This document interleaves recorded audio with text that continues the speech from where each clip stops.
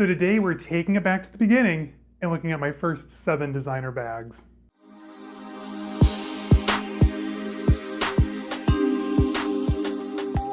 So this was a really fun tag started by Steph over at Handbagholic. If you're not familiar with her, which I don't know how, go and check her out. But basically, this tag is taking a look back at the first 7 oldest designer bags in your collection, not oldest by date, but like how you added like the first 7 bags. I was tagged both by Steph at Handbagholic, Jess at Jesse's Style, and I thought this couldn't have come at a more perfect time because, as you know, I'm embarking on a new H journey. I'm reevaluating my collection, what's important to me. I have a new Hermès arriving tomorrow, so be on the lookout for a very special unboxing coming soon. But before we dive into all that, hey guys, my name's Caleb. I post luxury and lifestyle related content every Wednesday, Friday, and Saturday. If that's something you're into, make sure to hit the subscribe button down below.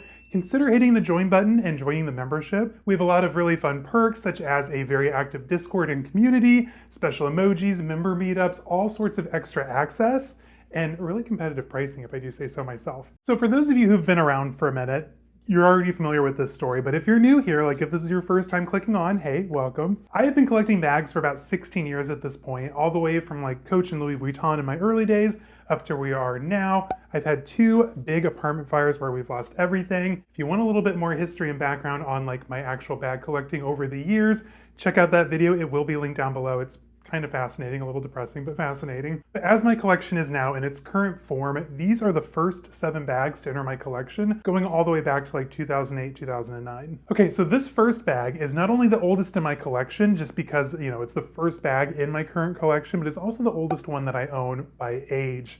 So this is the vintage Gucci envelope portfolio clutch, and it is very old. I think at one point someone over on the purse forum dated it late 70s, like 1977, and it is stunning. I've carried this one a few times, specifically for like special occasions, like date nights out. It's just, you can kind of like throw it under the shoulder and run out. It's fabulous, it's beautiful. I don't use it a whole lot though, just because I am worried about like the leather trim on the outside, and it's just old. Back in 2008, 2009, I had a huge obsession with Louis Vuitton, specifically Epi, and I was able to track down an Epi bag from my birth year. And that would be my Keepall 45 in the color Toledo Blue. Now this bag, absolutely fabulous. I've had this bag so long in my collection, even when I sold everything off, you know, about 10 years ago, I kept this one just because, you know, it's beautiful. It's in amazing condition, given that it's as old as I am. This was from my birth year, 88. This bag, if you're familiar with the story, is what I threw all the dining room silver in for the last apartment fire before I went riding down the street in my pajamas. It has a lot of memories attached to it. Yes, I did used to use this as an everyday bag. It's a different time. Check out my Should Men Carry Bags video. It'll be linked down below. You'll get a little bit more information on it from there. But I love this bag. It has such a special place in my heart, and I do take it when we travel by car now. Like a Keepall 45, someone my size, I'm very tall, I'm 6'7" by the way, so my jeans are a little bit longer than the normal person's, but this can usually hold about a day and a half's worth of clothing in it pretty easily.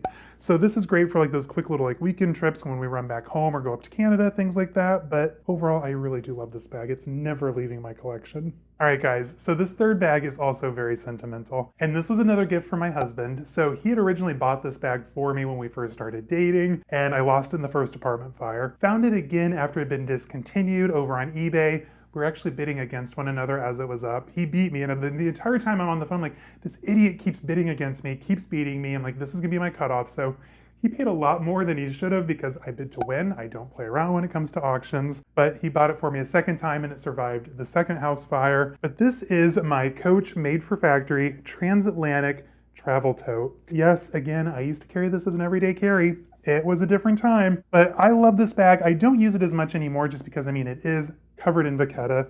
Even the bottom is full of vachetta. So she's seen some things, but I do take her, I think, sometimes when we travel. I would love to find the cabin bag from this collection. That was a beautiful piece. It was just super sweet. And again, one of the more sentimental pieces from my collection. In fact, most of my Coach bags my husband has bought for me. Coach is always going to have a special place in my closet. All right, so after that bag, we had the apartment fire. I took off from collecting for a couple of years. I think, you know, as bag collectors, some of us will go through that where like you're big into bags for like a spurt of time, and then you're kind of like, you've had your fill.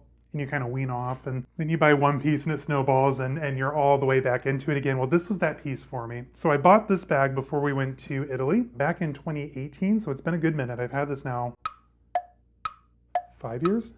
5 years. Math, not my strong suit, but I've had this for 5 years. This is the Louis Vuitton Taiga Reporter PM in the Acacia Green, and I love traveling with this piece. So I have a full set of travel luggage from this collection, the Taiga collection in this color, and it is stunning when you hit that remote and, well, when you wave your foot under the car and the back gate lifts up, and it's just a sea of green Taiga. Is a Vibe 100. I love traveling with this piece, especially when we're in Europe, mostly for the organization. So with this front pocket, you can slip like your train tickets, your museum, maps, guides, things like that here in the front. Very minimal branding. You just have this LV blind stamp here at the front. And then with the compartments, you have 2 compartments. The back one I like to keep zipped up, sometimes locked. I'll throw like my passport, large amounts of cash, things that I don't need necessarily while we're out and about during the day, but need to have on me just in case, you know, a JIC moment. So I'll keep those safe back here. I'll keep the lock and keys tucked in the front here in like a little pouch.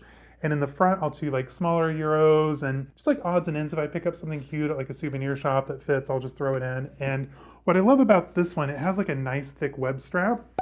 I do wear this crossbody when we're out and about, and it's super comfortable. It's been to Italy, it's been to Germany. I've taken this all over the world. I love this bag. Even though I don't carry it when we're here in the States, I just love knowing that it's in my closet. And not to humble brag, but I also got like perfect condition one.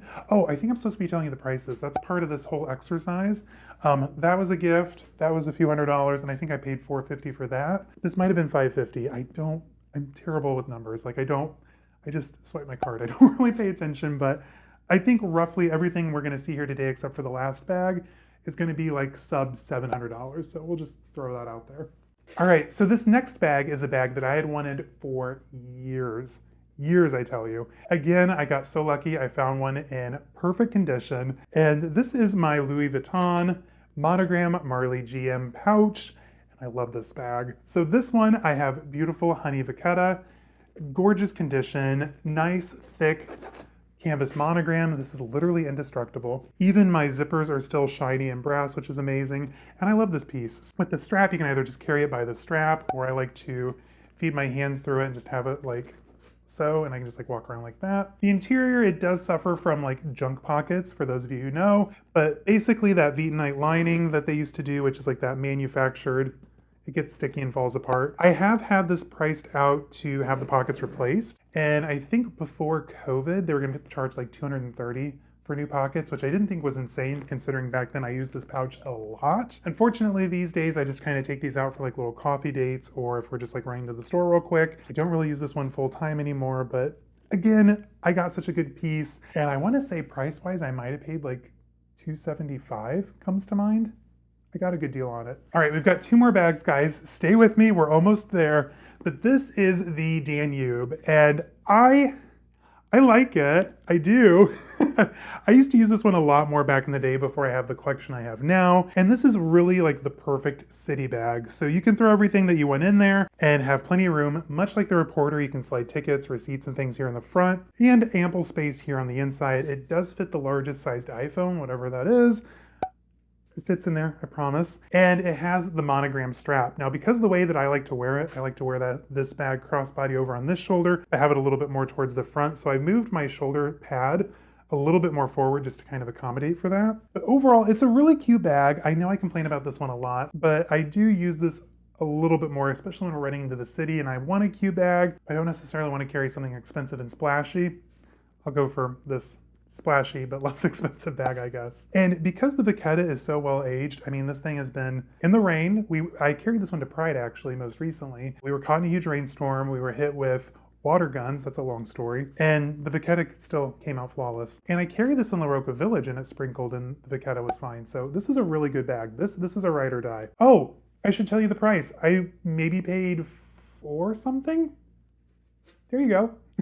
So this next one I call the gateway bag because it was, at the time, the most expensive bag in my collection, which is a little ridiculous now by today's standards. However, this is what kind of got me more comfortable spending bigger numbers on bags, which hindsight's 2020, maybe I shouldn't have bought it then, but this bag I paid about $11.60 for, and I got it at the Prada outlet. So this is the Prada Esplanade shoulder bag. You have seen this 1,000 times on my channel. I think I took this one to Spain too. I did. I took this one to Spain, and it is a really good travel bag. It goes up. So it's a shorter strap, but it's a thick strap. And the way I wear it, it sits perfectly right here up on my chest, and it looks good. It is a Vibe 100, and I love this bag. Beautiful quality. You have the Saffiano leather down here at the bottom, a nice smooth calfskin here up at the top and on the trimmings. Has a beautiful big gold padlock here on the side. Like, this is a stunning bag. I love this piece. It was originally at the full price boutique for like $1,600-$1,700. Again, I got it at the Prada outlet for about $11. I've told the story 1,000 times, so I'm not going to bore you with it. If you want to know more, I think I did a review on this bag several years ago, but be kind because it's an old video. Low-key, very cringe. But I love this piece, and because of this, I'm more comfortable, I guess, going slightly more upmarket, and now I've got a Birkin and a Kelly and another H on the way. So, blame this bag. This one's the fault, you know, whatever you want to say, but I think that this was kind of like the first plunge into nicer bags for my collection anyway. All right, guys, so those were the first 7 bags in my collection. I know I kind of messed up with the tag. We're supposed to tell you how much we paid, but I don't really remember. It's been too long. Some of these I've had in my collection for over 10 years. That is a very long time, by the way. Where I'm at now in my collection, I'm evolving. I'm getting more into other brands and things, and I'm so excited to see where the next step takes me. So thank you, Steph and Jess, for tagging me. I'm going to tag some other amazing content creators down here in the description. Make sure to check everyone out. There's some good stuff down there, I promise. But anyway, thank you all for joining me today. Keep your eyes peeled. There is going to be an H unboxing coming up very soon, and I think a jewelry collection in a few weeks. But anyway, guys, thank you for joining me today. Until next time, stay safe, have fun. I'll see you on the next one. Bye-bye.